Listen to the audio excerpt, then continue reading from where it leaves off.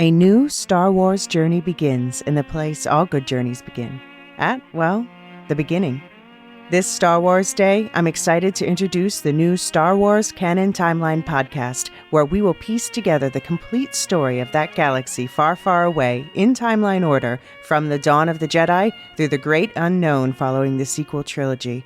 This is a podcast for both Star Wars superfans and complete newbies. Listen to the short intro episode now to hear how it works and what to expect over the coming weeks as we set the stage for the new television series The Acolyte, which we will be covering with weekly breakdowns. Subscribe to the Star Wars Canon Timeline podcast wherever you listen to take part in one of the most epic and expansive stories ever told, following all the twists and turns from start to finish. May the 4th be with you all month and beyond.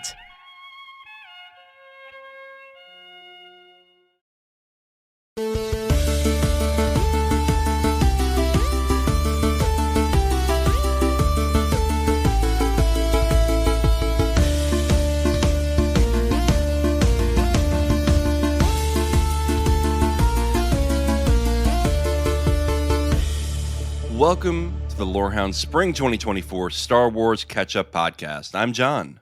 And I'm Elysia, and today we're going to put the bad in Batch and the tails into the Empire as we get into the two latest Star Wars animated series.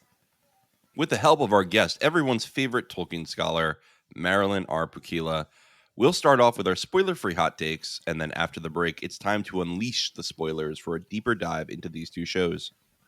We want to hear your Star Wars thoughts and feedback about these shows or anything else. You can email us at starwars@thelorehounds.com or head over to the contact page on the website and use the form to record us a voicemail that we can drop right into the podcast.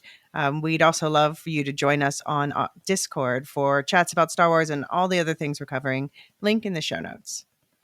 Support the community on Supercast or Patreon. Join the conversation on Discord and take a listen to our affiliate podcasts. Links for everything in the show notes. We like those show note links. We do. We were just discussing, we need a link tree. We need a regular link that sends you to like a hub because we now have, I think, 6 other affiliate feeds. Yeah. And it's just becoming unruly. So we want to make it more readable. No, I was saying now I'm using the Lorehounds website as a link tree for the moment. Because at least at the top there you can click on all the different podcasts and just get their feeds. I didn't even think about that, but that's a good idea. I am relying upon the grace of John and or David, depending upon who's peopling my little show notes every week. Fair enough. So, Elysia, this is your first podcast as a full-fledged Lorehound, as a knighted a knight of the Seven Kingdoms. Do I look different? You have this sort of halo around your head. You know, I see a glow. I see a general glow. Yes. Yeah. Yeah. There's a spot on your shoulder. Yeah. The armor really gives the podcast a different vibe. But well, I mean, I know you have to edit it out in post, and I'm sorry for that, but it just felt necessary. It's true. All right, so why don't you start us off on your hot takes as your honorary new Lorehound? Yes. So we have 2 things we're covering today, starting off with the Bad Batch. We got that 15-episode season, which is like a nice, meaty episode length for these days. But I have to admit, I was more into the first half, personally. It got a little slow for me in the back half, and that might also have to do with the fact that I was watching it back-to-back with the X-Men 97 episodes because they were released on the same day, and the X-Men 97 episodes are going at breakneck speed. So by contrast, I really was so excited about the locations and stuff for this season, but then it felt like we were repeating storylines a little bit. But we got some good character arcs, especially Crosshairs, and I'm it ended in a satisfying place. So I hope we'll get to see these characters again.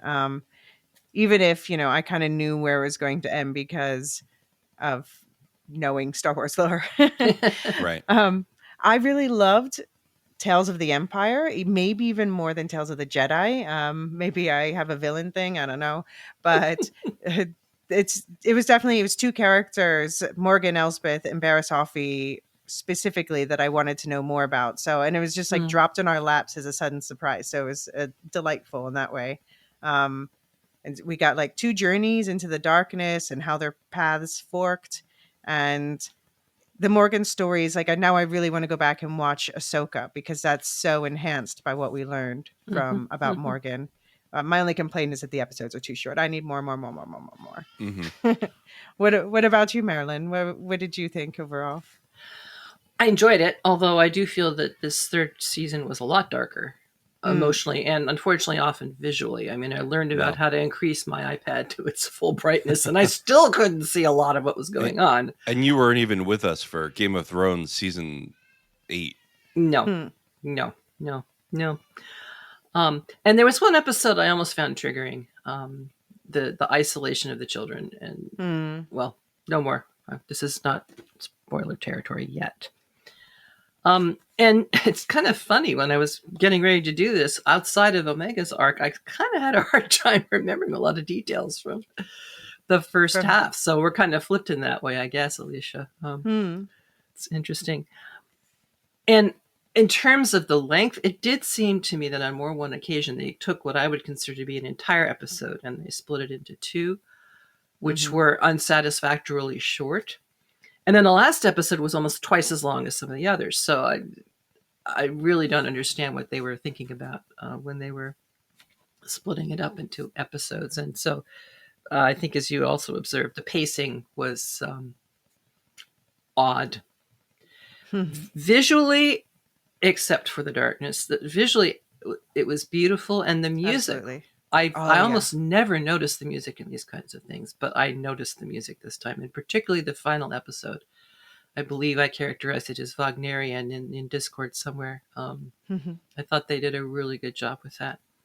And I kind of see this as having woven a lot of threads and pulled in a lot of threads and doing their best to kind of smooth the link between some of the things that the sequel film trilogy did with, the things that came before it. So one could ask, did they do that successfully or not? And of course, the answer will vary depending upon who you are and what your feelings are about all these different versions of stories.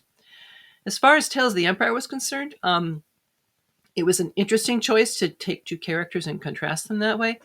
But I'm not sure but what it did a disservice to either one or the other of them, depending upon your preferences for the character. It kind of highlighted my initial feelings about one of them. So I don't know. It's an interesting choice at any rate. Did you watch Tales of the Jedi? I did, yes. Because they did the same thing. It was this contrast between 2 Jedi. Yeah, but for some reason, it didn't do anything to the characters one way or the other. I mean, in terms of, making maybe them these seem 2 better are or more worse. parallel. Well, they're parallel in one respect, but in another respect, as you said, they fork. I mean, they're paths entirely, which is a nice contrast in itself. But, well, I'll save it for when I can do. Spoilers. I mean, so do the characters in Tales of the Jedi, right? They both leave the Jedi Order, but one goes in one direction and one goes in the other. Yes, but they both seemed complete personages, complete characters in themselves. Sure. Well, you didn't because they had more change over the time of the episodes that we saw. Did you see the Barriss episodes of the Clone Wars? I saw the ones where she appeared in the Ahsoka arc. Yeah, so there's like 2 arcs where she mostly shows up. One is earlier on where she and Ahsoka sort of escape this bad situation where their masters can't get to them. And then the other one is, the framing that we talked about in the Ahsoka Prep podcast. Right. But I mean, Barriss was always an unsatisfying end to me because you're like, what happened to her? Yes. After Order 66. And I'm really glad that we finally got something on that. Yes. I am too. And it raised a question in my mind, which is, how do you distinguish between member berries or fan service or filling in the gaps? There's a lot of talk on the Discord about, that was just all fan service. I was bored. Or why do they keep using the same sounds over and over? And I like the sounds. Why not? Yeah, that's another podcast, I suppose. But it seems to me that if you look at it from a technology standpoint, why are they going to make different sounds until they have entirely different systems, right. or a new source of fuel, or whatever it happens to be. Goodness knows they come up with all kinds of shapes of the ships.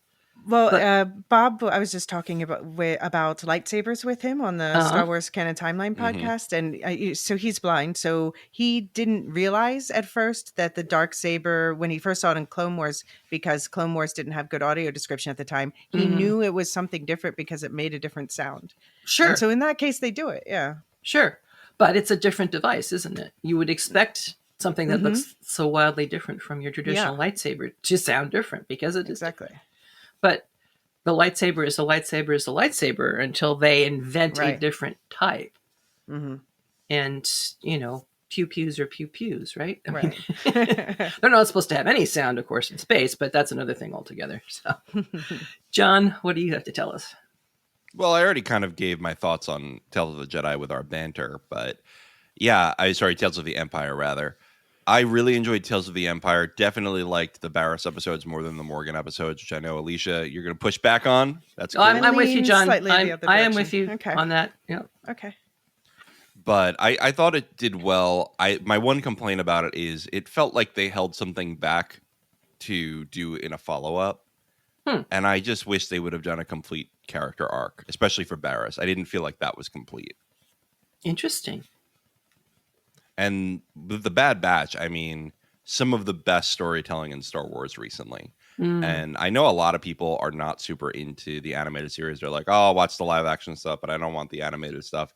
You're missing out. You're really missing out. This was better than anything in The Mandalorian, in Ahsoka. Hopefully The Acolyte is great. Oh, this is much better than Ahsoka. Don't get me started on that. But it was really satisfying, You don't like a leap of faith? Yeah. Or trust, or whatever. Oh boy, don't even get me started. But I thought it was much better, and really, we are right in the midst of the sequel trilogy rehabilitation effort, and I thought it did a pretty good job of doing that. Yeah. Which is shocking because for me, I mean, the sequel era, I have a lot of mixed feelings on because I loved the second movie in the sequel era. But the third movie, I walked out of the theater and I was like, what the hell was that? And I think like a lot of people were just like, what? Why any of that? But they're actually making the somehow Palpatine returned a little better. You could hardly make it worse, but I mean, I think that their biggest mistake, not to relitigate the sequels here, but I think their biggest mistake was they announced Palpatine's return in, wasn't it like a Fortnite event? Which did they? Yeah, so great for those people. Yeah, before the last film released. So I thought it was just his laugh in a trailer. I don't play Fortnite, so I'm not completely sure what happened, but was apparently that's what I remember at the time. That's what had people so upset, and I was also like, but I am also a Reylo. I'm coming out as a Reylo. Well, this is part of the challenge of having a universe which is depicted to us in so many different formats. And from different creators, right? And from different creators, even more so. And so those who feel that it is not appropriate to have Star Wars canon in a video game would presumably have been particularly annoyed if they had even known about that particular introduction, because presumably if they don't like that, then they just don't even go into that universe. But my introduction... Tell them that we now have 2 canon video games. My introduction to the concept was the trailer going off into the infinity thing, and I'm like, oh, really? Paucity of imagination, folks. I remember feeling exactly the same way in what I consider to be the third movie, i.e. Return of the Jedi, sitting in the theater in Wales, actually, with an American friend there, and the trailer came up and we saw, a second Death Star, and we both groaned in almost exactly the same way. Yeah, it's fair. Like, really? I was expecting more of Lucas's incredible imagination with, planet worms leaping out at spaceships and, all these totally in like a second, But on reflection, it makes sense. Yeah. It makes sense. Okay. Why wouldn't they make another one? They've got all the plans still. Right. So. Well, my biggest problem with episode 9 is that I think they should have, when Carrie Fisher passed away, they should have just let her pass away in the second film, and just trying to force her into that final film with like these awkward clips that they happen to have of her. For me, that was, and also of course the sidelining of Finn and Rose was also a major problem. Those are my biggest problems. Well, we're litigating this. We're going too deep. Yeah, sorry, going too deep. But anyway, so Bad Batch. If people really want to know about the Somehow Palpatine return, Bad Batch is a campaign in the redemption arc of that storyline. Mm-hmm. Yeah, I think there are some great twists and turns in Bad Batch. There was one plot point this season that made me groan a little bit, but mostly I was really impressed with the writing. I thought that they did not take cheap shots. The character arcs felt really full and earned, especially with people like Crosshair. Yeah. And I'm just so satisfied with the season. Also, as you alluded to, Marilyn, the visuals are stunning. They're absolutely stunning. And it's amazing how much better Star Wars animation has gotten.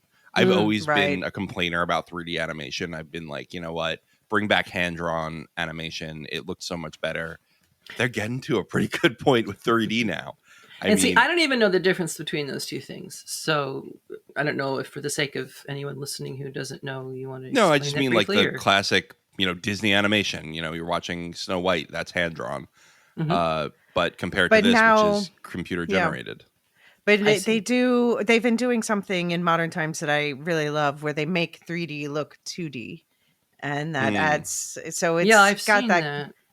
I mean, and I would say to a certain extent, they do it with like the backgrounds, for instance, in the Bad Batch. And so the backgrounds of the Bad Batch look like paintings. And that for me, I want to hang them all as posters on my wall. Yes, the backgrounds to me are the best. The motion of characters is still awkward. And I'll say that animated has never really reached me all that well. It just, I equated it with cartoons, which of course it's not the same thing. Of course it isn't. Right. But I'm slowly having to, say, okay, there they go with an animated walk. Let's just look at the pretty background and wait until we don't see them walking, and it'll be fine. So I know I'm mostly drawn in by the story, and the fact that I am drawn in enough that I can mostly overlook the things that jar me out of it says how good the story is. Well, for those of us who have been playing video games for most of our lives, exactly, we are not bothered by awkward character movements and mouths not moving when they should. We're just like, this is much better than what we had. Exactly. That's what my sum total of video game experience. I remember the King's game way back when. I remember it was like Sim Planet, where you had a whole planet and you were supposed to build it up, and eventually you won if you got a sentient race that could blast off into space, and bugged them. That's it. Most of which probably nobody has ever heard of. I haven't. Nope. Well, we'll talk sometime. Shall we take a quick break, and then we will head right into the full spoiler review of these two shows? Sounds good. Awesome.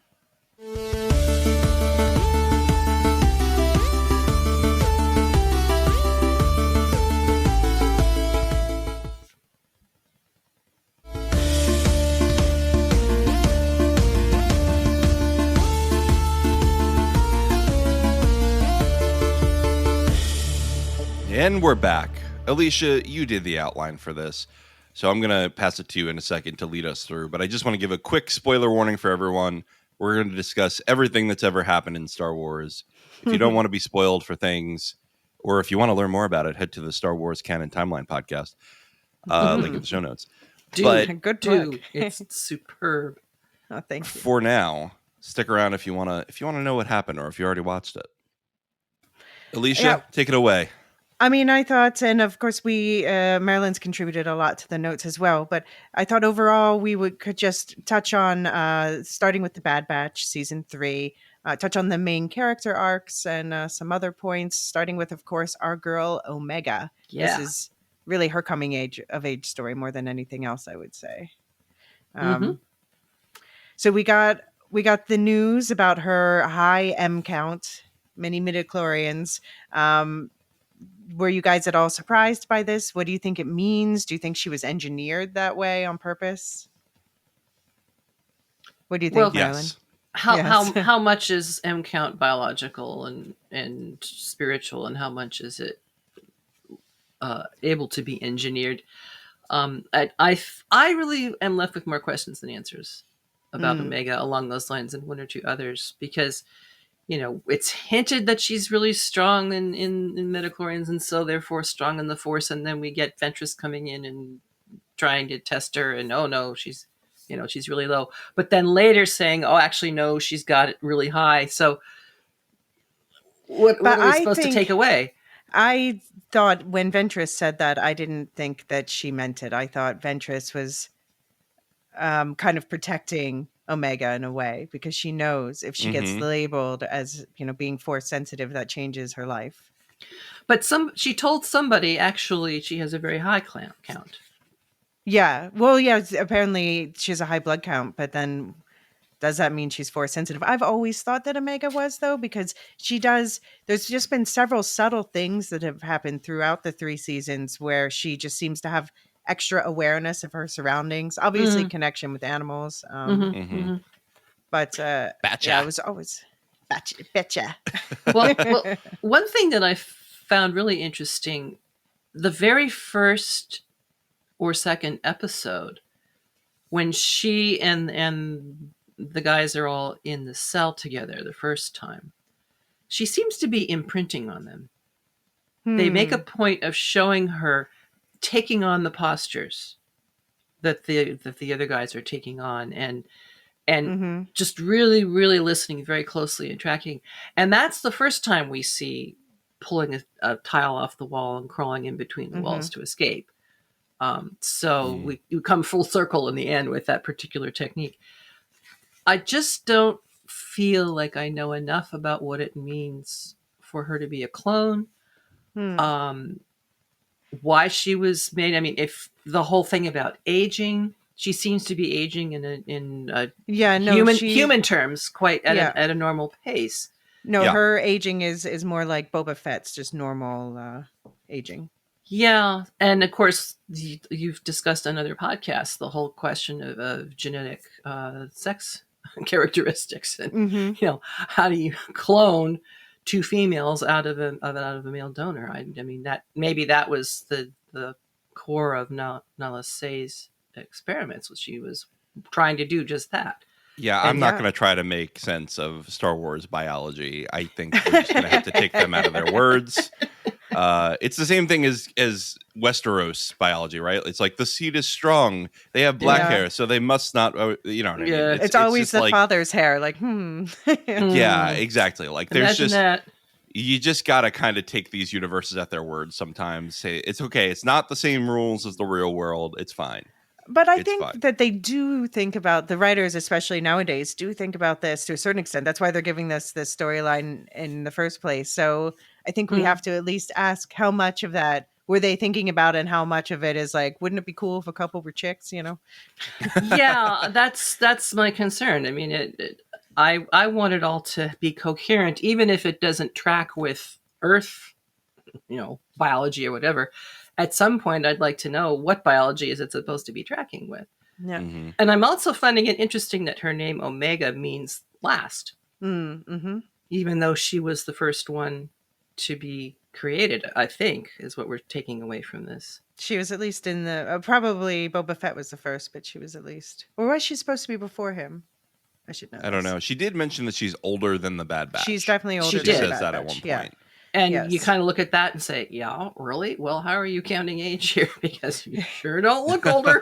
Yeah, exactly. Well, I like that it raises interesting questions like that. But it's also like we have to remember Grogu's 50. Baby Yoda, it's 50. Right. But Grogu is an entirely different species. I have a lot of questions about the aging of that species, but that's neither here nor there.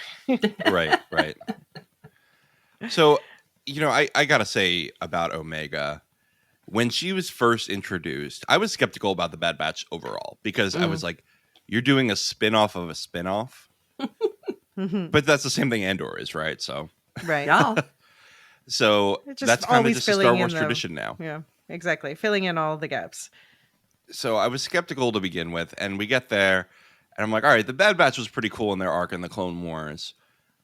Now they got to bring a kid along for this whole time. Are they going to return the kid at some point? And then I had to say to myself, this is a kid's show. You need a kid's point of view for this show. Right.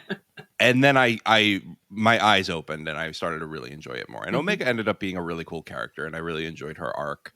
I really enjoyed seeing clones get a chance to be parents, which was awesome. I mean, we got that a little bit in the Clone Wars. I think Rex finds, a character, a deserter, who has his own family now. Right. I remember that episode, and I really liked it a lot. But this is the clones getting to like nurture one of their own who never had that. And that feels different.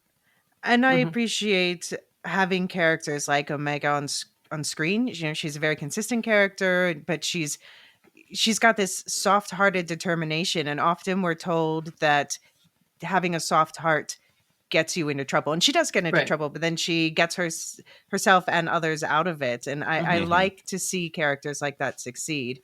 I like that, for instance, at the beginning of this season, she releases Batcher because he's going to be killed. And, you know, they're like, well, he's just going to die out there. And then he doesn't. And he helps her. And I think we need more examples of that in literature, where you do the kind-hearted thing and it comes back and helps you later, because that is often how it works in real life, I think. And now I'm thinking maybe another way that Omega is unique among the clones is she had what we might call a parental relationship for a long time with Elysia. And was able to, see what it was to form bonds in a, elder younger sort of fashion. And then she, again, this imprinting on the Batch, she saw loyalty, she saw cohesion, she saw unity. And that becomes, in her, we don't leave anybody behind. We need to rescue this person. We need to take care of this person. This is what we do. So I think as much environment as anything. And I agree with you, Elysia. This is refreshing and I like it. And we definitely could use more of this sort of approach to things. I see that a little bit in jumping ahead in Barris in her episodes this time. I'm going to push back a little on this being for children. Maybe it started out that way, but holy cow.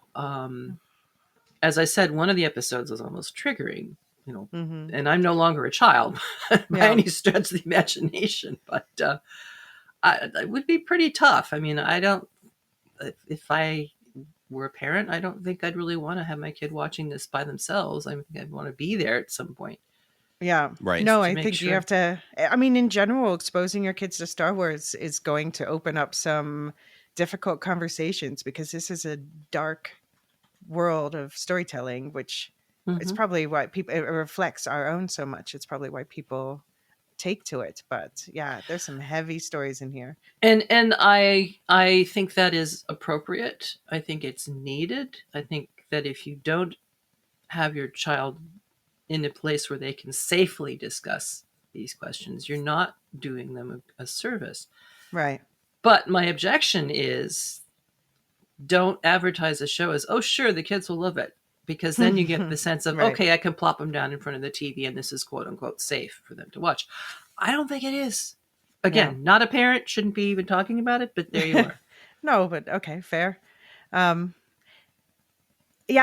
about Omega's arc, I just appreciate that overall throughout the show, they took so many opportunities to show us how clever she is with her winning of games and and just showing her being a very consistent character. So anything that they do with her now, if they make her force sensitive, if they make her a leader, she really feels like she's earned whatever that status is. She's shown who she is. But I think the most interesting character arc in the show is Crosshair. Do you guys agree? Yeah. I would say so. I mean, the season 1 twist. I just pitched this to somebody yesterday on our Discord, who said, "I'm not sure. Season 1 starts off." So I said, the end of season 1 has an amazing twist. I would say one of the best twists in Star Wars.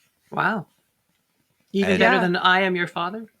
No, I think that one's better. Okay. But that's the classic. You can't beat that. That's the best twist in all of media. Thank you. I'm relieved. But it's pretty close. This is, yeah. You think he's like, "Oh, you're brainwashed. He's like, "I had my chip removed years ago. I chose to do this." Mm-hmm. Great. Absolutely amazing. Do you think he was telling the truth? Yeah, I think so. We haven't gotten anything to the contrary. We haven't also gotten anything as to why he had it removed in the first place, or somebody else must have had it removed, because he couldn't have independently said, "Yeah, I'll remove my chip," could he? I mean, I guess he was aware of it, right? Because of the others. But they did know about the chip earlier, but they didn't know it was going to cause Order 66. Right. Yeah. Right. So I mean, again, they're being a little jazz hands there, I think, with the whole. Yeah. I mean, I think how did this work? I think he's maybe the cleverest, even maybe more than Tech, the cleverest of the bunch, and that he wants that clarity of mind. But it shows just like understanding the situation doesn't mean that you're going to make the quote unquote right decision until, he gets pushed to a certain point. And then that was the other best twist when he just like took out his commander and took off and was like, "Nope, I'm done with this now." Yeah. Well, there is that sort of guiding principle all along, and that is, what's best for Crosshair. Mm-hmm. I don't know about that. I don't know if that's true. Yeah, where it ended, definitely not, because we saw that he actually did care, and that's because he realized this is best for me. I don't know. I don't think he was ever in the what's best for me. I think with the Empire, I think he believed, I'm a soldier. I'm a good soldier, and I follow orders. I think that was really his philosophy. It wasn't necessarily what was best for him. It was, how can I best serve the people who created me? I think Rampart, we'll get to Rampart in a bit, but I think he's the what's best for me category. Oh, absolutely. Yes, but yes. I see, particularly after Crosshair separates from the others, he has nothing else to evaluate his choices by except his own condition and circumstances. Now, I'm a good soldier, sure, but then what does that mean? And as he becomes more and more disillusioned, it does have an impact on his choices. And I really do think that he is the cynic of the bunch, or the batch. Yeah, sure. If you like. Mm-hmm. And that will also color and frame your decisions.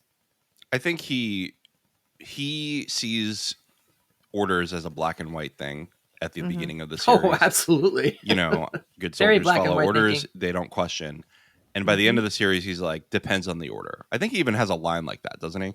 Right. Yeah. And I think he really had to get to the fundamental, as so many of us do. Like, if you're going to make a big change, you have to question the very thing that makes you who you are, and which in his case is his marksmanship. And that was damaged. And so he's like, well, who am I if I can't do this? And then he goes on this whole journey to heal, and then he loses the hand anyway, which I don't know. Does that mean he doesn't have to worry about the shake anymore? If he has a prosthetic hand now? I don't know. How does that work? This is again fake science. How do we how do we get into fake science? But it's obviously he's now joining a proud tradition of Star Wars characters who lost a hand. Yes, and I also see him as a sort of a Han Solo character in this series. I always thought it's funny because personality-wise, Hunter is the Han Solo. I don't see Hunter as being as cynical as Han Solo was. Oh, I guess I don't think of... Well, I guess Han Solo is a bit cynical, but more like... I'm in it for the money, puppy. Princess. Yeah, it doesn't get much more cynical than that.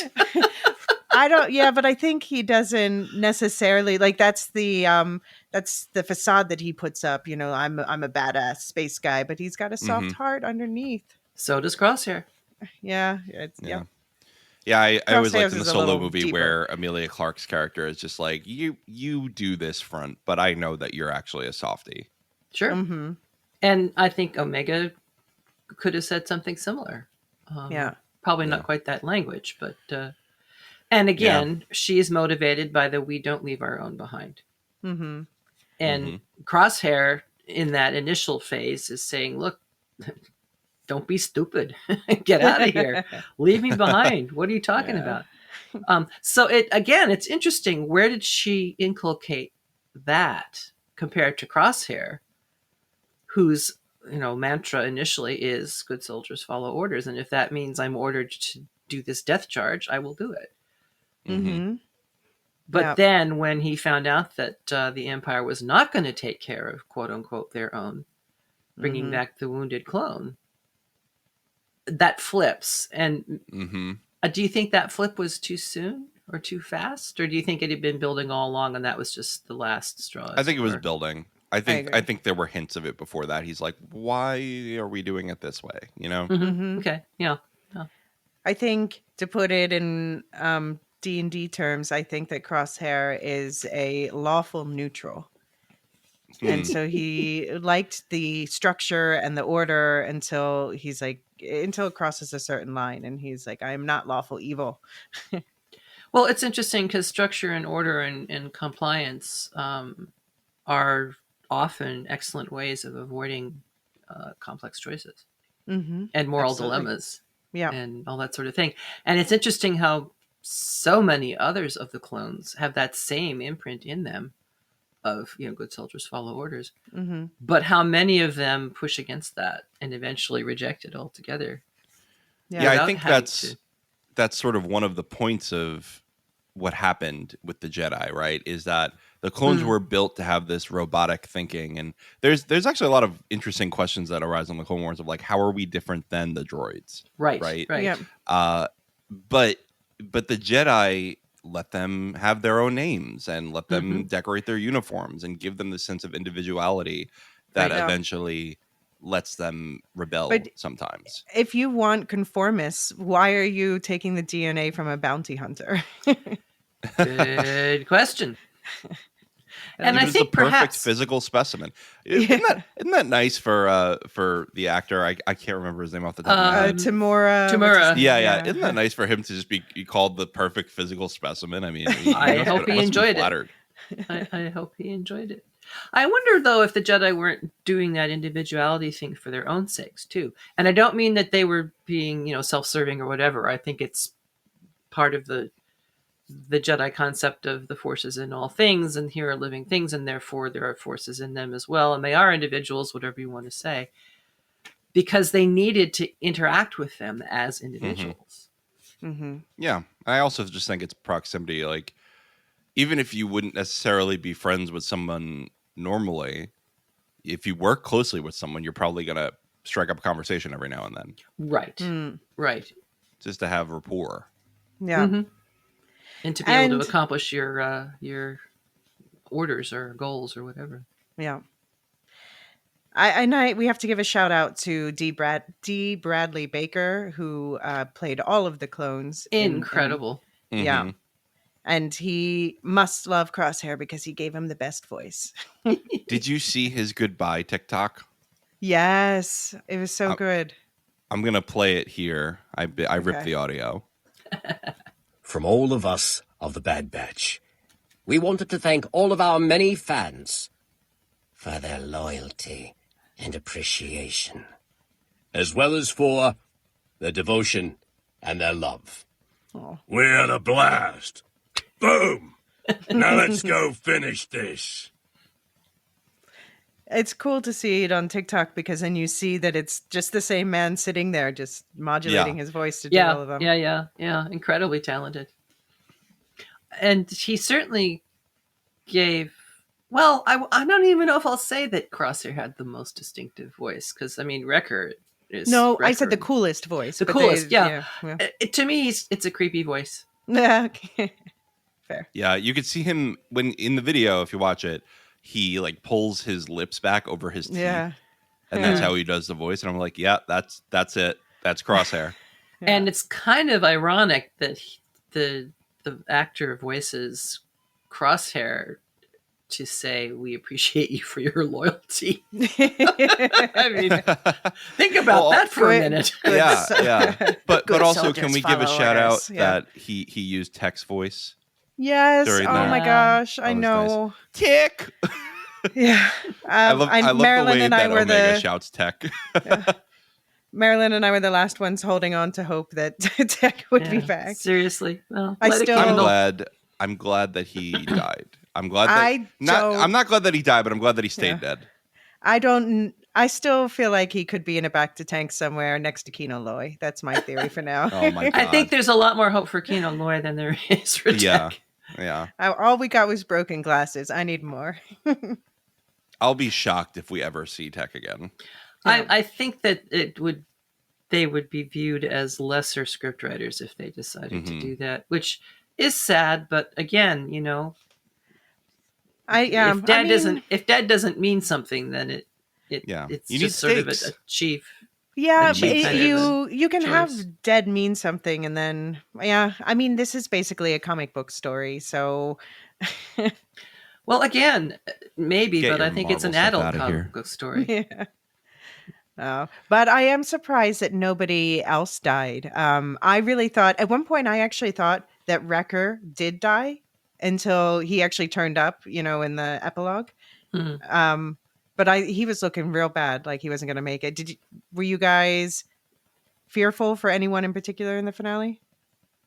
Wrecker for sure. Wrecker for sure. Honestly, I could have seen all or most of the Bad Batch dying in the finale, and just Omega making it out. The only one I was like, she's going to make it out was Omega. They're not going to kill the kid. Right. Mm-hmm. Especially, I think that they're going to want to use her again. Yeah.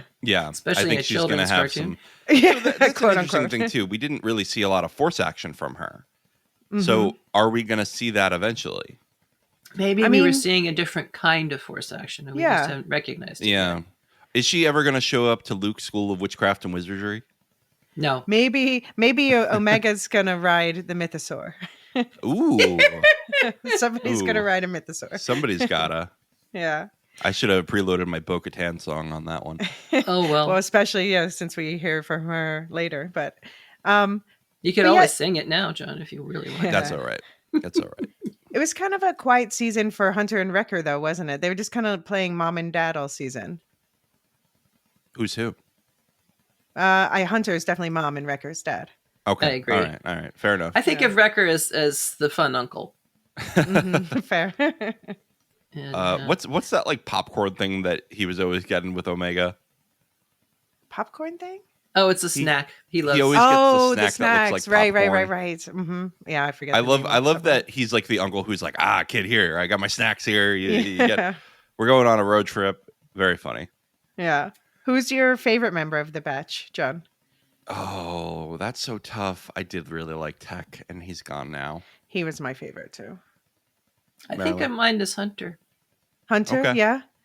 I mean, if you're accepting Omega, but I think it's Hunter. I mean, he does, insofar as they have a leader, he appears to take that role. But it's also he's like the quiet one who sits in the corner and lets everybody else sound off and put all of the pieces on the table, and then after having listened and thought, then he says, okay, this is what we're going to do. And the fact that all the others follow him tell me that they look upon him as their leader too. Yeah. So like post Clone Wars, after they've all defected, right, they could have chosen anyone as a leader, presumably, but he just was the leader, and that's pretty cool. Yeah, he embodies that, but not in an overbearing, dominating kind of way, which I really like. Well, he clearly has heart, and the fact that the others follow him and, clearly see that, I think that he also speaks more to them, as I look at the way what people want in a leader, and that also is a way of judging what kind of person the follower is, if you know what I mean. I do. I understand. Yeah. What I see there is they trust him. Yeah. And that speaks volumes to me. I also think of the Tywin Lannister quote from Game of Thrones. Any man who must say, I am the king is no true king. And And Hunter never has to say, I'm in charge. He never has to pull rank. Exactly. Yeah. Exactly. Yeah, although, I mean, I have to say, I always identified with Omega the most because I guess maybe because she's the girl and she loves animals a lot. So, both good reasons. She loves Betcha. Betcha. You're much better at it than I am. That's pretty good. We got to keep moving because we're running out of time. on. Well, so let's jump over to Emery. Speaking of clones, I thought that the arc was pretty obvious to me what it was going to be, but I thought it was really well done, and I really appreciated, especially how they used that doll twice to show her breakthrough moments. Mm-hmm. I thought she was pretty likable. Do you want to see more, John? No. Do you want to see more, Marilyn? Yeah, I agree with John. She was there. She served a purpose. I mean, I have lots of questions, but I guess, if they don't ever choose to answer them, it's not going to, get up my nose or anything. Just the same kind of questions I have with Omega. Why was she created? When was she created? Why did she tell Omega they were sisters? Mm-hmm. What does that mean? And then seem to completely ignore the fact. So not why bring ultimately. it up in the first place? Yeah, but not ultimately. Not ultimately, and yet you could argue that it was as much, maybe if not more, the children that were snatched and put into that horrible institution. Yeah, that changed her. Mm-hmm. Yeah, but I think especially Omega, because seeing Omega go back for Crosshair, seeing Omega that Omega released Batcher and it helped her, and I think also seeing that Nala Se helped Omega, and I think that made Emery realize there was another way, because she had never seen anything other than what she was raised with, this empire. Certainly, all those things seeded her and got her started. Yeah, but I think it was, there, you could say there was some justification for bringing in Omega because she was a clone and because she was Nala Se's initially, and so on, all part of the project thing. These are 4 random kids snatched from various parts of the universe for absolutely no reason, brought in where they don't know anybody, they don't know what's going on. I mean, it was really incredible. If that didn't change her, then she would have been a different character. Yeah, I think so. Mm-hmm. Yeah. I do hope for more, just because of these questions that you bring up. Like, I want to know, indeed, when was she created and why and how, and I still have questions about this whole cloning program. If they answer them in a novel or something, then I'm happy with that too. I'm one of the many people I know who saw her with Crosshair at the end, was like, ooh, maybe they'll get together. Wait a minute. This is not Game of Thrones. No, talk about close genetics. That really would be on the top. Oh, boy. Yeah, I can't see them doing that sort of going forward from here in a continuous timeline. I mean, if they want to plug in something that happened before the whole Bad Batch arc. Yeah. I might be more comfortable with that, but I think they're gonna. I mean, all the villains were around this area called Tantis, this Mount Tantis, on the planet called Wayland, which comes right out of the Legends Thrawn books. So it was really cool to see that, and to see, as we talked about, the Project Necromancer is the whole bringing back of Palpatine, and just to see them setting up those things. And I think they're not done with that. I think they have to go a little more into that. I don't know. Do you think we're going to see more of the Clone X Assassin program? The brainwashed clones? Well, they've lost all of Nala Se's stuff. Yeah. But that wasn't for the brainwashing. It sounded as though they were intending to just shift everything over to Project Stardust. Yeah, true. I think maybe except for, Palpatine's backups, they're done with the whole cloning thing. And for anyone who doesn't know, Project Stardust is the building of the Death Star. Mm-hmm. Oh, come on, you have to have seen Rogue One, please. But also they do have a later cloning effort. We know that because you have the whole arc in The Mandalorian. Right. Mm-hmm. So as I say, they have the technology somewhere, but they have to start over kind of now. But also the brainwashing thing too also reminded me of those troopers we saw in The Mandalorian too. So I think it's interesting. They seem to be tying together these two eras. It'll be interesting to see where it goes. But I am sure glad that Dr. Hemlock got what was coming to him. I found that pretty satisfying. I think that had to have happened, don't you? Yeah. Well, especially because like when they were walking out to this structure on this bridge and it was misty and it was a circular structure, it really looked like they wanted us to be thinking of Camino, you know? So it was just like what Nala Se did, one of my favorite Glipshido characters, if she counts as such, justified my love for her by taking out the other one, Rampart, who I thought. Did you guys think that Rampart was going to get like a Callus style redemption arc, like in Rebels? Because I thought that's where it was going. I didn't think he was. I thought he was going to either accidentally help or just help out of self-interest. But I didn't think he was going to have like a change of heart. Oh gosh, no. Heart? What's that? No. I don't think he showed much of that at all. In some ways, I mean, well, I don't know how good he was at following orders because I don't think he was supposed to do what he did on Camino. I don't know if those were orders or not, but he, in some Hemlock was the stereotypical evil mad scientist, and there isn't much you can do with him. But Rampart having these opportunities over and over and over, he kept saying, "Oh, I can't do that. I can't do that." But he did. And then as soon as he saw an opportunity of redeeming himself, that's all he was interested in. He just wanted to get on the side of the biggest bully in the playground. Yeah. No, I was glad they subverted my expectations. I thought he was interesting. Yeah. But this whole thing makes me aware of how one can be at a real disadvantage if one isn't familiar with all the different pieces. Or in the books, in the video games, outside of the certain whatever canon you consider to be, and you get confused and you don't recognize the references unless someone as brilliant as Elysia points them out to you, and then you sort of build your background, if you will, and understand the backstory a little bit. But I'm sure there were things that were happening there that just went right over my head, and I don't even mean Easter eggs, but just particular plot points. Well, you read The Lord of the Rings and you don't know who Beren and Luthien are, right? Right, exactly. There's any universe this deep is just going to have a learning curve. And I think we just have to learn to live with that.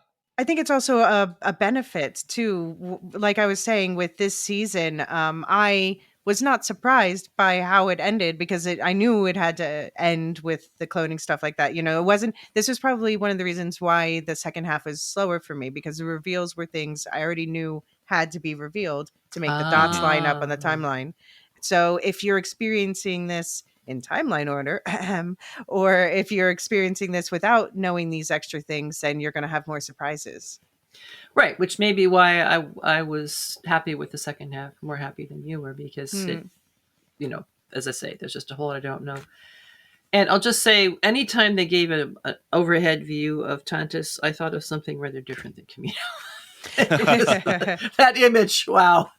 Yeah. Well, no, the overhead view is the overhead view. Yeah, it was pretty explicit, and I kind of wondered where they got that whole design feature in the first place and why they followed it. But yeah. Well, you know what? Nala Se got rid of the main copies of all the clone stuff, and if you don't want to lose your backups, make sure you subscribe to Dropbox. I'm just kidding. We're not doing an ad here. I'm not doing an ad here. But Palpatine is an avid subscriber of Google Drive. I'm leaving right now. I'm definitely a Google Drive proponent, for the record. But I loved Nala Se's. She was, at the beginning, she started out kind of very morally gray. And, but we saw, in her case, it really was, I think, her love for Omega above all else that made her stand up and do what she did in the end, which, she's one of the last of her entire species. That's right. And I left out there. I think that was followed up very closely by her love of her craft. More than simply the scientists seeing how far they can push things or whatever. She really, as she was dying, she referred to it as being Kaminoan. So, their whole species, their whole planet, which of course is the Star Wars weakness that we talk about sometimes, the monoculture of a planet, but setting that aside, she was motivated by her pride in her craft and her people, but even more by her love. And I always liked her better than her colleague, whose name I can't remember, who was the one who betrayed her to hemlock in the first place. Just that she seemed unendingly sad, even before she was, trapped here and so forth. And maybe that's just how they create their visage and so forth. But even in the even when we were first introduced to Camino in the prequels, I don't know. It's an interesting conception. They're not emotional. Yeah, they're not emotional people. Well, in one sense they're not, but in another sense I was constantly getting emotional cues from them. So I don't know. Maybe I'm just reading myself into her. No, I think it's well done the way they do it. It's subtle. Yeah, definitely. So I'm looking at the outline, and I see that the longest section by far is on a character who appeared in literally one episode. Imagine that. I can't Ventress imagine is here, why kids. that should be. Well, I was going to say, we have to talk about the other special guests, starting with Asajj Ventress, who I've been arguing on the Discord and anywhere else people were listening to me for years now. She's not dead. She lived through worse in the comics. I never doubted her. She's back. We got at the end of the novel, we got those Night Sister whispers and the glowing water and she was preserved and stuff. So we see her back she's got her yellow saber from the book. She's got a new look with her hair growing out, and she's got scarring on her face, which seems to suggest that whole, the lightning strike. And she makes that comment that, I should have written down exactly what she wrote, but it was, what she said, but it was, I've got a few lives left in me or something like that. Yeah. So we've been So promised... she's part cat. Yes, exactly. That's what I took away from it too. So now I love her more. A new version of the Flurkin. Yeah. We've been promised, though, answers. So I think that's definite confirmation that we're getting her back in some form in the near future. Yeah. Yeah. I was really glad to see her. I thought she was one of the more interesting characters in the Clone Wars by the end. And I did read the book. I read Dark Disciple, and that was really great. And I was so bummed to see that she died at the end of the book. But this was great. This was great. Yeah. Witches never really die; they just reincarnate. Right? Yes, exactly. But at least there's a plausible lore reason why she came back here, right? That's why I don't want somebody like Tech to come back. But Tech, they didn't show him definitely dead. They just showed smashed glass. Game of Thrones has ruined the discourse on character deaths. It's Game of Thrones. Well, and there's the guy that crawls out from under the dumpster, right? I've heard that instance several times, although I've never seen that show either. Oh, The Walking Dead, yeah. Yes. But this is another example of I know virtually nothing about Ventress, and so the whole did she die? Didn't she die? She's back. All of this is something that I am interested in from a distance because I really don't know any of it. So my most important question is: does Voss know that she's alive? So in the novel, she Quinlan Voss. Yeah, she and Quinlan Voss form a romance.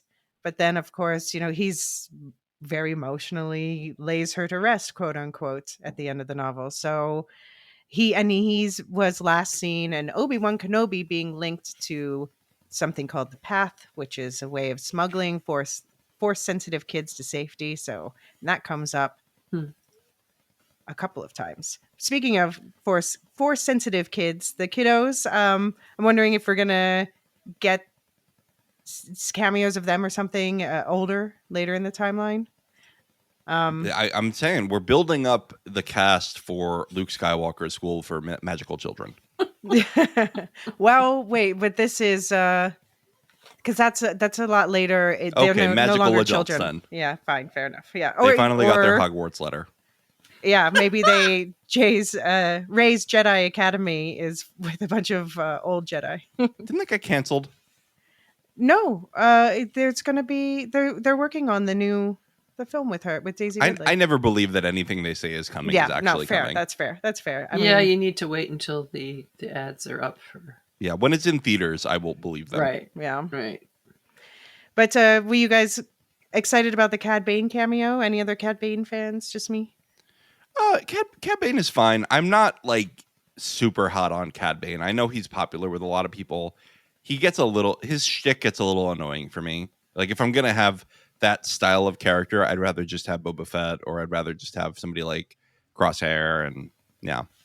Is Cad Bane the sort of Western body? Yeah. He doesn't do it for me. He Okay. really feels out of place. So just me. You know who I want instead of Cad Bane? Give me Hondo. Okay, Yeah. well, I'm excited for that too. I want more Hondo. I see that. Yeah. Although, of course, he's not a bounty hunter, but that's fine. After a while, bounty hunters seem to get kind of monochrome. Maybe that's why they dress them in such different ways. Except for, who's the woman who winds up being... Fee? But no. This is in Mando World or Book of Boba Fett. Oh, What's his first line of his marshal, if you will, Fennec Shand, doesn't she? Oh yeah, Fennec Shand. Yeah, Yeah, she showed up as well in this season. She did, and I knew who she was, and I like her complexity. Mm-hmm. She seems to have something of a moral compass. I just haven't figured out where it's pointing. Yeah, fair. Yeah. And we got Tarkin and Palpatine, of course, and I love also Senator Chuchi. I love the Pentorans are just really pretty, and she's like nice and cool and smart. I did appreciate more development on Senator Chuchi. Yeah, she's just one of those characters that pops up every once in a while in the background, and that's good. I'm happy with that. And the Zillo Beast is free, so that feels like something that's being planted for a later story because it's just roaming around the planet Wayland, which is a mid-rim planet, by the way. You know, some part of me can picture the Empire deciding they're going to use Tantus to test their Stardust project because there's so much on there that they don't want and could greatly be worried about. Don't they? I thought their first test was Jeddah. Mm-hmm. I thought that's the first time they fired it. Right. No doubt. I can't think it's the only time that they tested. Okay. Yeah. But I mean, I just, they can, I wonder what's going to happen if Tantus will come back in later cloning stories, like around the Mando Ahsoka timeline. But, so we also got the Wolf Rex reunion, which is a nice one for Rebels fans, because of course we see those two together in Rebels, living out their old age together. And we also got that nice reference to the Clone Wars finale when Rex admits that he faked his death. So that actually kind of made me emotional just mentioning that finale. And Fee pops by to say hi. And we got another reminder of Tex, speaking of being emotional. But yeah, what do you guys think about Sid's story ends off screen with her being tortured for information about Fee? Does that feel like justice? You know, that one completely slipped me by. I missed that. I didn't even think about it. Sid is dead to me. No. don't betray my boys and my girl. Yeah. Mm-hmm. She did them dirty, and she paid for it also. Yeah, she did. Not that I condone torture even for the most severe of criminals. No. But, she definitely deserved to be punished in some way. Meet justice in some way, but I don't think torture is the way to do that. I think it's a dark ending for her, but a lot of torture in Star Wars. Well, she was living on that edge, wasn't she? Mm-hmm. I think she always thought she could take care of herself, and high risk, high reward kind of lifestyle. Yeah. But overall, it was a pretty happy ending for our crew. I couldn't believe that Pabu lived. I thought that... I can't either. I'm glad, actually, though. I'm nervous about Pabu. I really am. Yeah. And it's really not consistent because they know the location now. Mm-hmm. They already, threatened to trash it once. There's nothing to stop them from coming back and doing it again. I was really surprised that they ended it on Pabu. I mean, I get the happy feels thing. Now that's almost the children's story aspect of it. Mm-hmm. if they weren't trying to go for a children's audience, I wonder if they would have done that rather than trying to find a completely different location to hang in. On the children's story, I know you raised before, it might not be appropriate for children. I think a certain age you can say, all right, it might be appropriate for children. But you think about the Star Wars movies, which George Lucas has repeatedly said are children's movies. They're for children. Which I know I disagree with him on a lot of that too. But Episode 3 has a genocide. Yeah. And yeah, I don't know. I don't know how appropriate for children some of the Star Wars movies really are, but right. Yeah. But if you're going as the gauge of what's appropriate for children, this is tame. Mm-hmm. Of course. You know, watching Anakin crawl limbless out of the lava, I think is quite a lot worse than anything we see in here. I agree, particularly because it's not animated; it's live action. I was 12 years old when I watched that, and my dad. Well, that explains a few things. No, I'm pretty sure my dad took me out of school to go see it in the theater on the release day. Cool. Yeah. Cool. He said he surprised me. He's like, "You did well this school year, and I wanna bring you to the movies today." I was like, "That's so nice." Good memories. Speaking of age, when do we think this epilogue for the Bad Batch took place? Because so we hear that Omega's a rebellion pilot. So does that mean it's during the original story, which is 18 years after the Bad Batch season 3? In which case, I just have questions like, what's with the aging of the clones? Didn't look like Hunter looks like he was getting on, but not that old. Not as old as Rex and Wolf look at like in Rebels, which is set earlier. And how long do Lorehounds live? Well, Rex was one of the original clones, right? He was one of like the first round. And are the Bad Batch younger than Rex? I don't know. Probably, I guess. Because even a couple years is more significant for the clones than it is for regular people.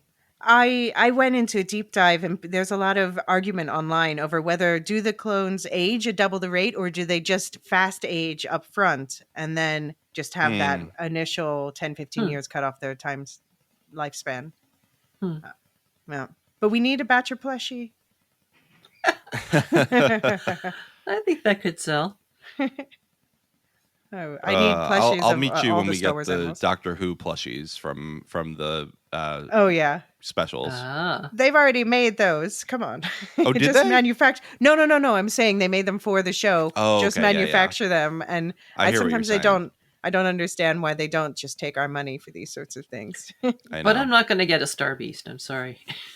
No. Well, I want one that there's this kind of stuffed cat that you squeeze it and it goes from like a cute face to like an angry toothy face.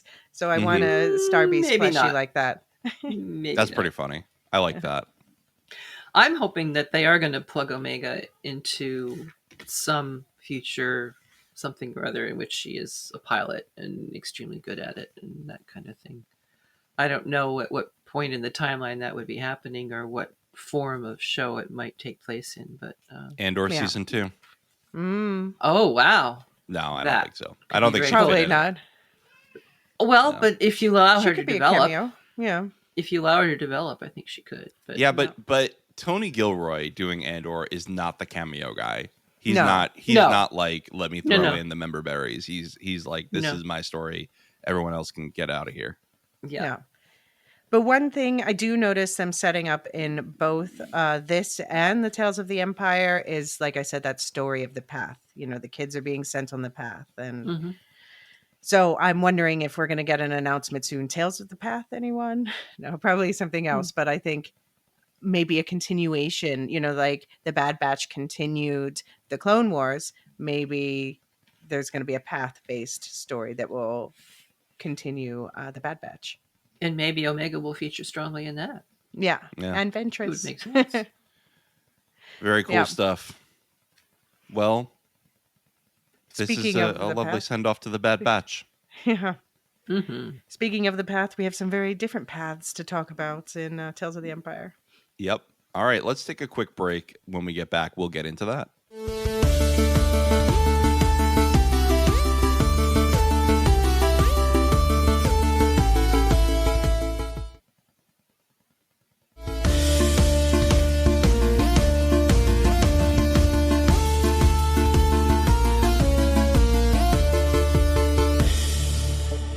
And we're back.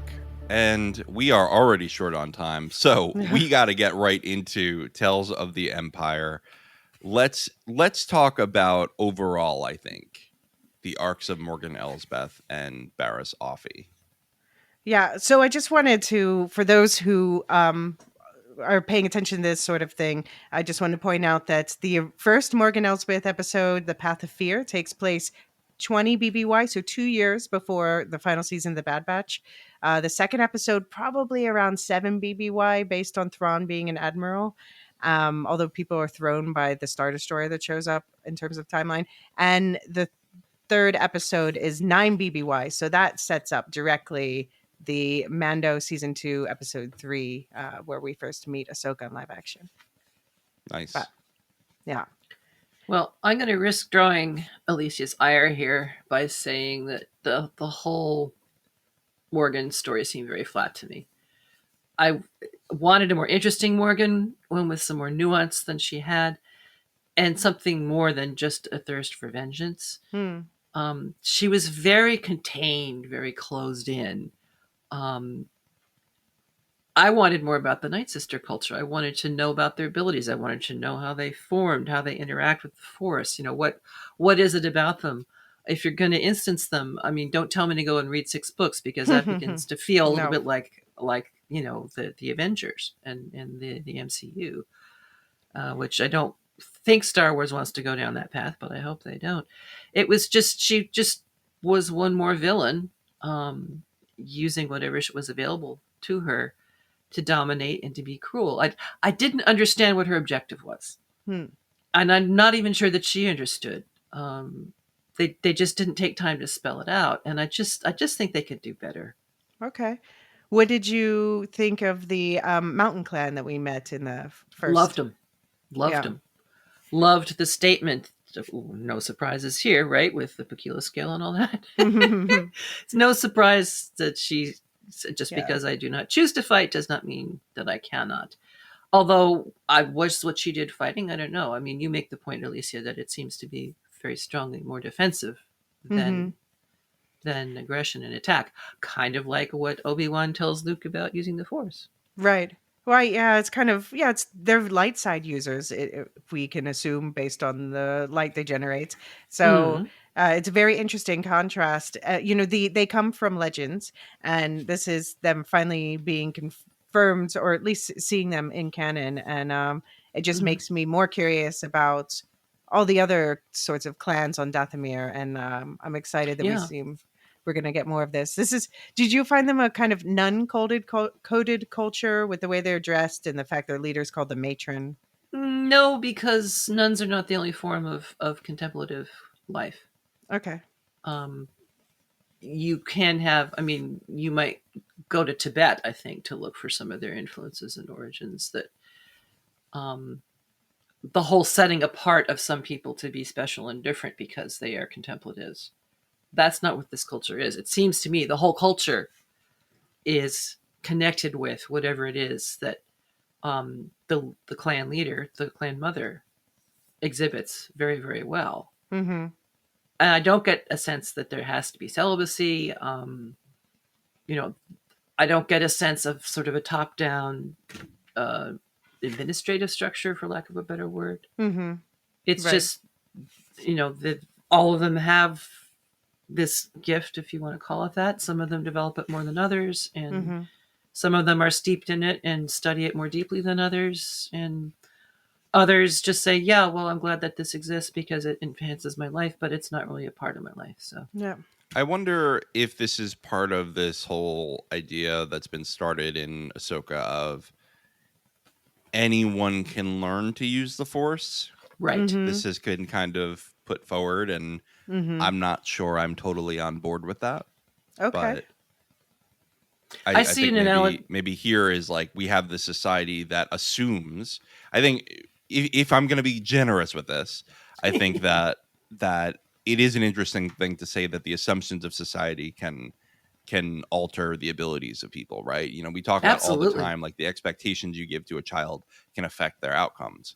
And in this society, they say anyone can use the Force, so we're all going to learn how to. Whereas in general galactic society, they say these special few can use the Force. So only the people who are super naturally strong with it will ever get to it. It's similar to the Wheel of Time, actually, I think of, where like there are people who are so sort of in tune with the one power that they'll just get picked out and go right to the White Tower. But there's also people who can learn to use the one power.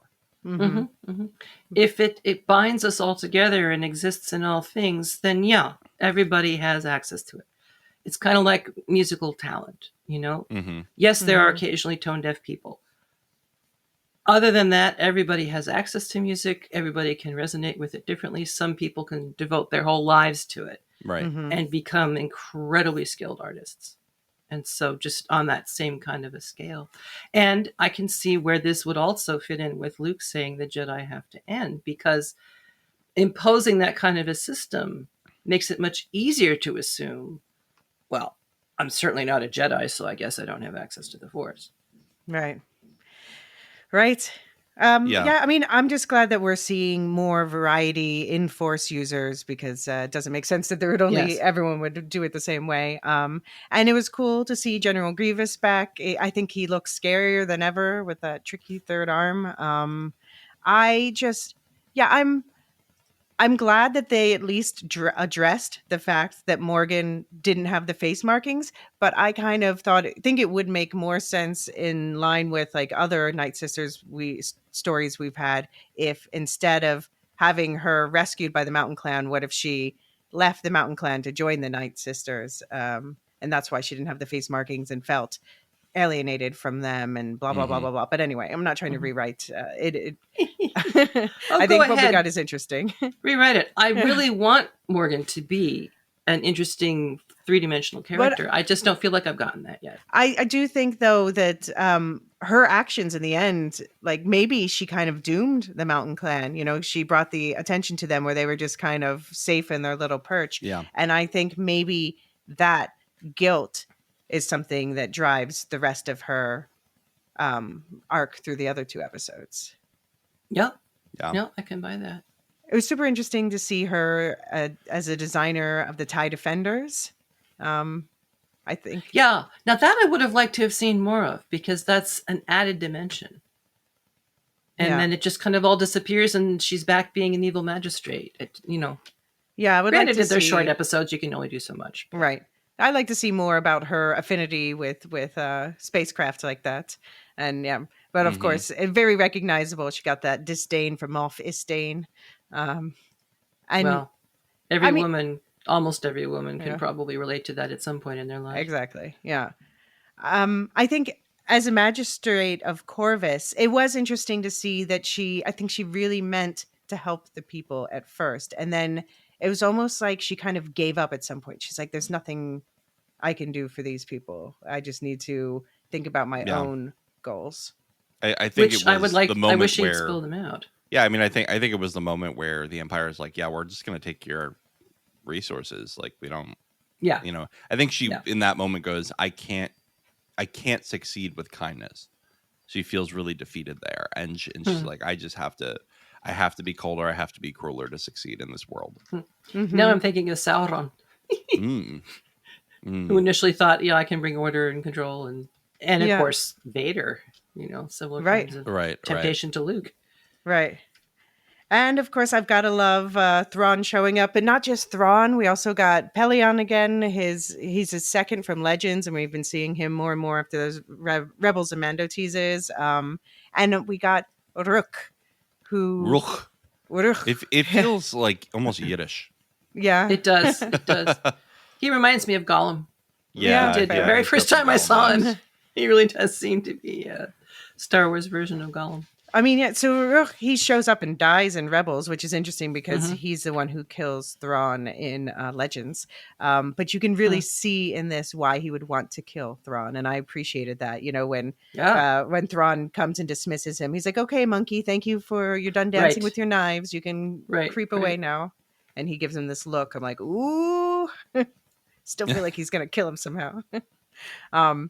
And I have to say, I replayed the conversation over and over between Morgan and Thrawn just because I love the music so much.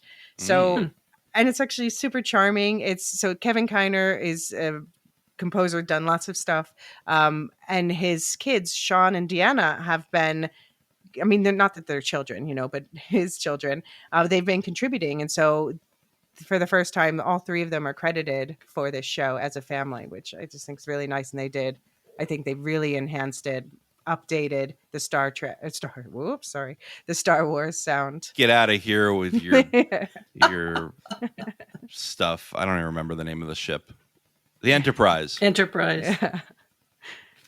But yeah, I do agree that revenge is still kind of a boring motive and not really well defined because, like, I guess she doesn't know the Empire was behind the attack on the Night Sisters, but I still need more clarity. Who's she getting revenge against? Yeah. I guess Grievous. Does she know Grievous is dead? I think, she must know Grievous is dead because he was a major figure and she's a magistrate. Mm-hmm. And Dooku's dead too. Like everyone who directly ordered that attack is gone. Right. So she has an anger with nowhere for it to go, so it goes to everybody. Yeah, I mean, we know, of course, from watching Ahsoka what her long game is, and it seems to be to reach Peridia and her people there. But I don't know. Yeah, I don't know why they didn't set that part up more in this. It's a good question. Yes. Again, put Peridia in there, and suddenly she does have a motivation. But yeah, it really was not enough information. And you said you only have so much time, but they made this. They could have made them longer. Yeah, I know. I don't know why they're so short. Yeah. What an idea. But John, I have to ask, were you excited to hear Bo-Katan's voice on the phone when they called for help from Corvus? I'm more of a Bo-Katan now than I was previously. I really did enjoy her towards the end of season 3 of Mando, but I do still have the petulant sitting on the throne Bo-Katan stuck in my head sometimes, and I'm like, oh my god, you're exhausting. Mm-hmm. Yeah. I think that's a touch of the father speaking. Come on, kid, get over yourself. Oh my god. My daughter started doing this new fun thing where you say, hey, do you want to eat dinner? I can't. Everything is I can't now. So that's the new rebellion. I can't eat. I can't. Well, it's a more refined. It's a more refined version of no. She'll go, I can't do that right now, and I'm like, oh, okay. Okay. How many times have you and your wife said that to her? We can't do that now. Mm-hmm.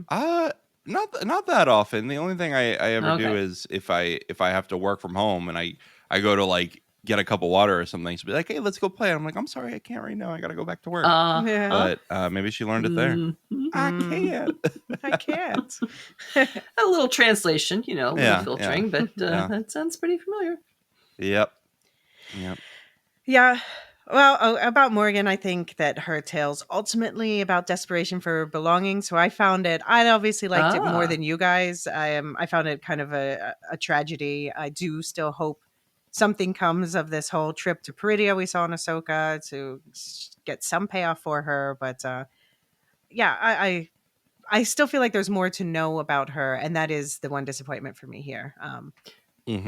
I would love to have heard about desperation for belonging. I saw sure don't see it in the Magistrate. I saw it. Because I saw even in the beginning in the Magistrate, she was trying to help them until she felt rejected, and then she kind of just handled that badly. But someone who handled it better. Yeah, it sounds like every dominating tyrant I've ever heard. Yep. Someone you guys were more keen on was Barriss Offee. I liked her because she had an arc and there were explanations, and I could relate to what she went through. Having been jailed for life, quote unquote, to be given an alternative. Heck yeah. Mm-hmm. And then through each of the episodes, the second of her arc is called Realization. The realization that actually, no, I can't do it this way. Yeah. And I do have to find, having tried to convince herself that, yes, this is a good thing and they're bringing benefits, and realizing, heck, actually, no, they are not. And then leaving and finding her own path. And I liked it. Yeah. For anyone who's keeping track of dates, the first episode, Devoted, takes place 19 BBY, so the year before the Bad Batch finale, which is, when Order 66 happens, because of course we need to see it again from a new vantage point. And then episode 5, Realization, takes place 1 year later, so the same year as the Bad Batch finale, and 18 BBY. And then we jump way ahead to the Way Outs, which is, it has to take place after Obi-Wan because the fourth sister was in Obi-Wan and not redeemed yet, so it must be like 9 ABY. Interesting. Yeah, we got to see. I mean, I do love the Inquisitors in general. Are you guys Inquisitors fans? I like them. Yeah, it's an interesting concept. I can understand the necessity because not every Jedi was attached to a division of clones at the time of Order 66. So they're still it's a big galaxy. And I both love and I think it's stupid when they have that like helicopter thing with their lightsabers. Oh, I think they only did it like once, but I loved it. I mean, it's so stupid, but I loved it. It is very stupid. It's like, what? How does that? Okay. Maybe it enhances force jumping somehow. No. Oh, come on, guys. It's a special effect. It looks cool. Oh. I'm glad they haven't brought that waving into hands, live action. nothing to see over here. Move on.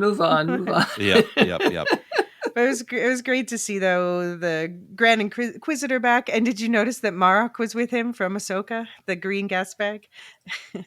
So I feel like we're going to get some... We are eventually going to find out who Marok is, I think. And of course, the fourth sister, Lynn Rakish from Obi-Wan. And Vader. I kept wondering, like, I wish they had done something, or maybe it's better that they didn't, to acknowledge the fact that Vader walks in at the end of the first episode and sees this woman who took down his Padawan and kind of, in some ways, helped spin him toward the dark side. Yeah.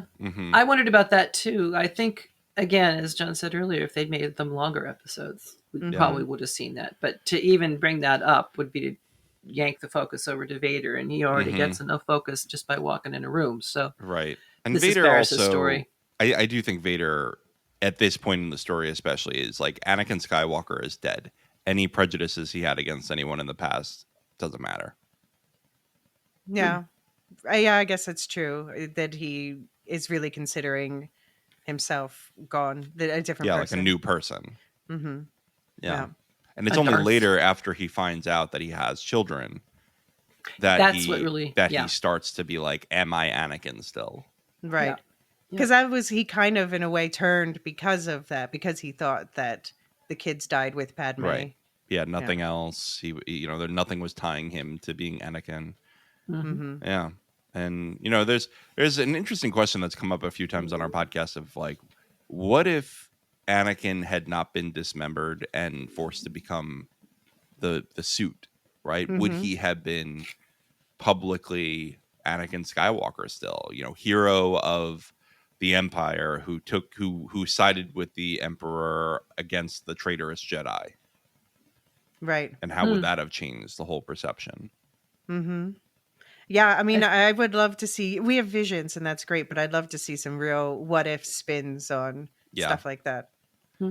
There was a great moment in Ahsoka where you see red-eyed Anakin. Mm-hmm. Really like Vader Anakin, but as fully bodied. Mm-hmm. And we talk about like that is what Obi-Wan deprived the Emperor of having at his side. Mm-hmm. Because that's even scarier, full-powered Anakin as Vader. I don't know, because I feel like when you look back in the history of the Sith, the ones who just live in constant pain are often among the most powerful, I think, because that pain keeps them... Fuels their rage. Mm-hmm. Exactly. Yeah. Fair enough. Speaking of fueling rage, redemption arcs, what do you think about the fact that Barris's redemption arc included her pushing someone off a cliff to her apparent death? That all was kind of vague to me. What I got most from the second of her 3 episodes was that her motivation for becoming an Inquisitor included some Jedi-like tendencies, i.e. she did believe that, she'd already had the preparation of, these Jedis really are not what they're all cracked up to be. And so continue feeding of the line, they were really messed up and now we're fixing things, would still appeal to the Jedi portion of her, if you will, and wanting to do genuine good for the galaxy. But the deeper she got in and the more she was exposed to what they were expected to do and why, she realized that wanting to do genuine good for the galaxy, the only way to accomplish that was through an extinction of free will. Yeah. That as long as you have free will, you're going to have conflict. Right. And you can't create a utopia. And anytime you hear anybody promising you that they can create a perfect world, you should smile politely and look for the nearest exit. Their methods are eventually going to have to be not to your liking. But yeah. But we can do better. And I think it's... Of course we can. Through cultivating free will, but that's always what it comes down to, indeed. The classic, especially fiction philosophical debate. Well, cultivating free will in a way that recognizes its limitations, and how do you allow for all the other free wills? Yeah. So I have to point out a cool detail that especially Star Wars Explained pointed out to me, but also I've heard other people talking about it since. So people were talking about how much older Barasafi looked in the final episode versus the fourth sister. And one thing that we've learned from other properties about force healing is that you give yourself a part, you give away a part of yourself to the person you're healing, like a bit of your life force. So that could be an explanation for why she aged more rapidly. That is not in keeping with the usual healing systems in our cultures. So I find it interesting that they chose that explanation. Yeah, I think that says something about her too. But yeah, do we think she's dead? No. I think no, not. She's not dead. She's not dead. This one I'll give to you. She's earned her not deadness. Yeah, I think this triptych of episodes, I think, is asking, when do you realize you've gone too far? That would be my summary of the theme. I enjoyed it. I thought that this was a good way to explore what felt like a really genuine redemption arc for an Inquisitor. Right. And it's really interesting to see how she was made into an Inquisitor, because it only validates what she was already doing, right? She ended up in prison because she had assumed that the Jedi were corrupt and starting a war based on this. And they were like, you're right. You were absolutely right. And so now you're going to be rewarded with a place on the Emperor's elite team, elite squad. To quote unquote fix it. Right. Very cautionary tale about fake news and check your sources. Yeah. Well, Right. I think both these characters were presented with, they had anger based on things that had, happened to them. And they had reasons to want revenge. But then the question is, do you become the monster that you seek to destroy? Exactly. I also just have to point out that this ends with them sending off more people to the path where Quinlan Voss, Ventress's boyfriend, is. They seem to reference Ahsoka. I'm just putting it out there for all the internet points. Path show, these characters, bring it on. I'm into it. Make it so. I think that's a good note to leave it on. So if you want to send feedback to us, which we have none of today, you can send it to starwars@thelorehounds.com. You can go to thelorehounds.com, use the contact form to leave us a voicemail or a contact form entry. And there's plenty of stuff going on here at the Lorehounds. So we hope that you'll join us for things like House of the Dragon Season 2, which we're doing our Season 1 rewatch right now. We are about to start Doctor Who. Elysia and I are going to be talking about that new season. It's kind of a soft reboot because there is continuity with the previous stuff, but they're calling it Season 1. It's Season 1. It's Season 1 for some reason. I guess because it's going on Disney Plus for the first time. Yeah. There you go. The mouse has to have its cut. Yep. The Doctor, Acolyte is coming.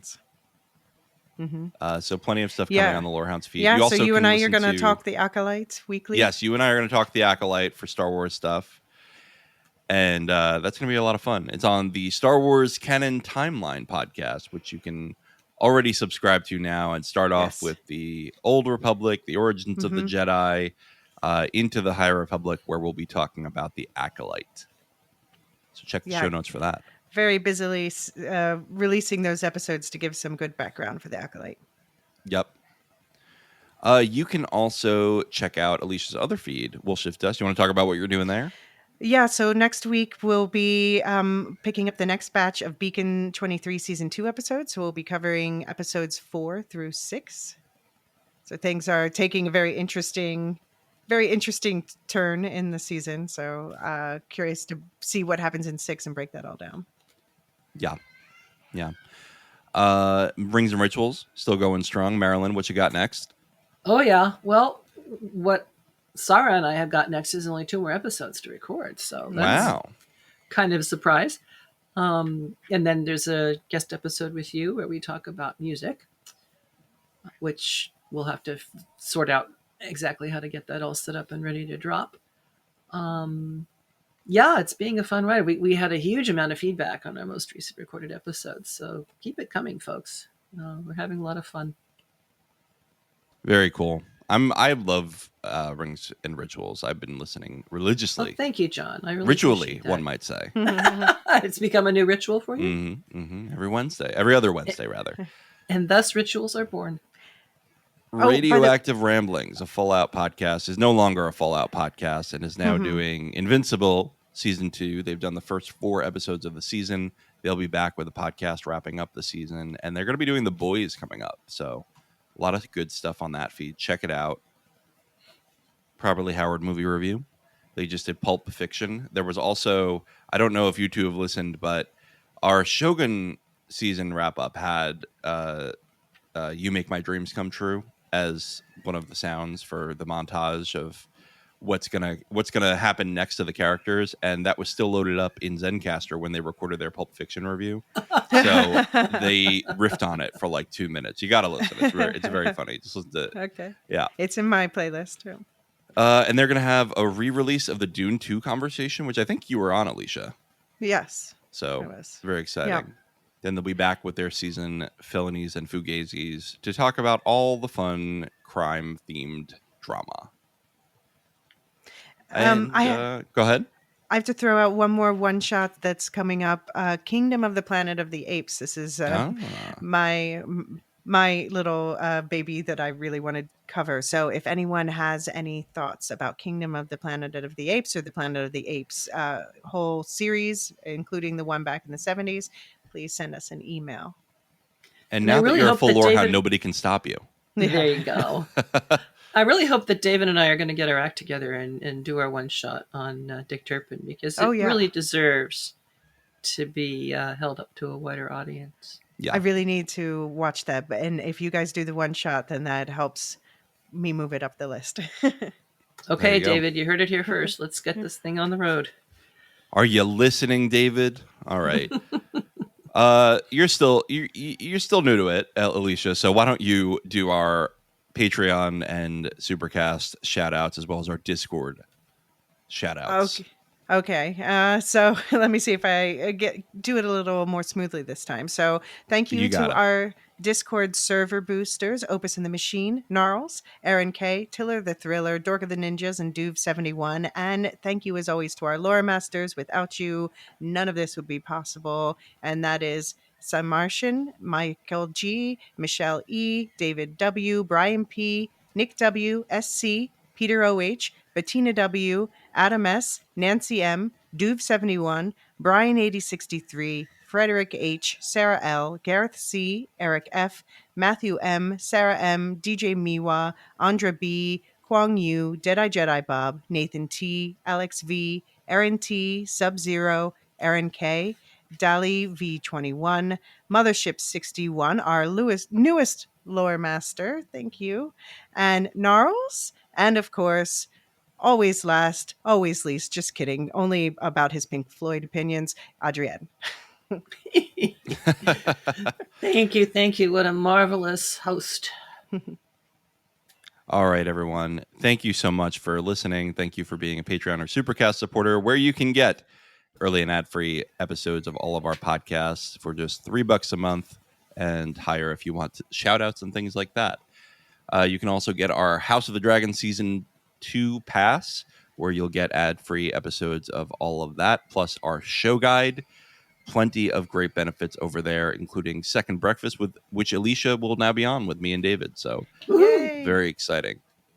All right, everyone. May the Force be with you. And also with you. Always. The Lorehounds podcast is produced and published by The Lorehounds. You can send questions and feedback and voicemails at thelorehounds.com/contact. Get early and ad-free access to all Lorehounds podcasts at patreon.com/thelorehounds. And connect with us on Twitter at The Lorehounds. Any opinions stated are ours personally and do not reflect the opinion of or belong to any employers or other entities. Thanks for listening.